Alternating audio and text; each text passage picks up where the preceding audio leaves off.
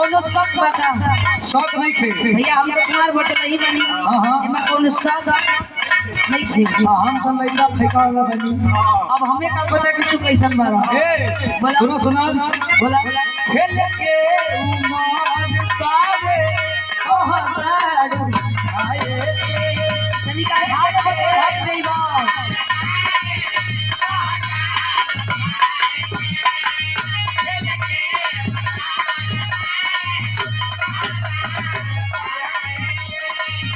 हो जाई गलती कोई गंगा नहाए बड़का पवित्र भइलवा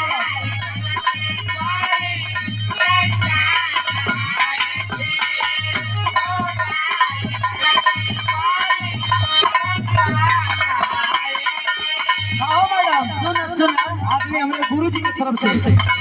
दबंग राइटर गुरुजी की तरफ से पुरस्कार आयल बहुत धन्यवाद। सुन सुन बोला बोला बड़ी आगे पीछे जाने लग हाँ जाने लग तू न हो में भुला लो अभी तो भाई काहे ना सही हो ए बोला छोड़ा संग भेज ना तो भेज आज हालो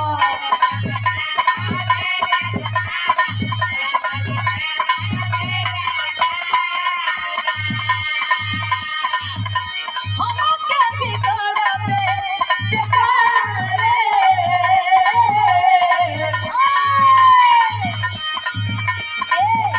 हमके बिगड़ में बेकारे हम कुआर बड़ी तू कुआर हो हम कुआर बड़ी तू कुआर चल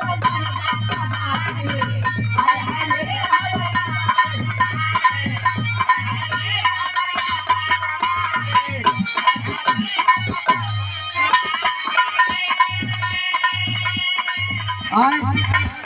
बना के लई कमिया अरे चलो बना के लई कहो कहिया हो आए कहिया अबे तो कहत रहो कि हम कुआरे माने तू कुआरे अरे मांग लो माने में का बा काहे के मान ली गाना रहो भैया हम माना वाला अच्छा मानल तो रहो हर झेले खातिन पर सनिया झेलना पड़ेगा झेलना पड़ेगा हो अरे धन हमर मामा ओहो पॉइंट में रखाई जमीन हमार पता ही रखा है उसे कह सकता मतलब यो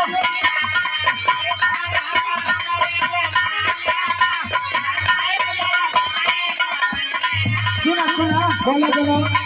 मन में जठोरा सवार रही पागल हमारा पूरा सबर बा सबर कहिए नहीं हर बात ना मन में जठोरा सवार रही राजा जी पकड़े कमरिया जिनकी भार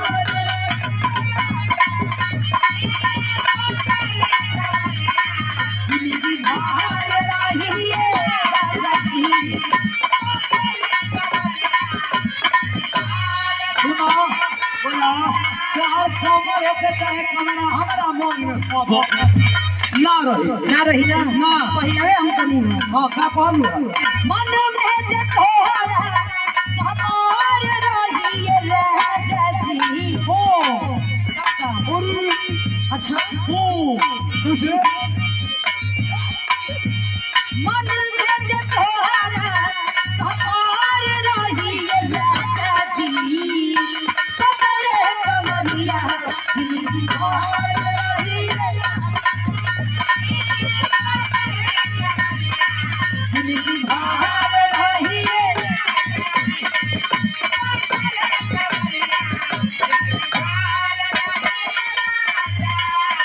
होली के फरमाइश आई बा